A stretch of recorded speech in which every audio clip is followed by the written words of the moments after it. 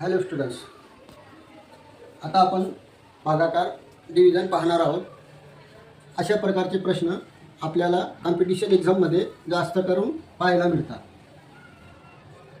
60,000 भागीला 125 अशा प्रकारच्या भागाकारला आपल्याला वेळ लागतो आणि या कॉम्पिटिशन एक्झाममध्ये त्याला वेळ फारच कमी असतो. म्हणून आपल्याला याला कमी वेळेमध्ये आणि अचूक उत्तर काढण्यासाठी याचं जर आपण या 60,000चं 60 गुणिला 1,000 केलं तर ही संख्या 30 राहील आणि भागीला 125.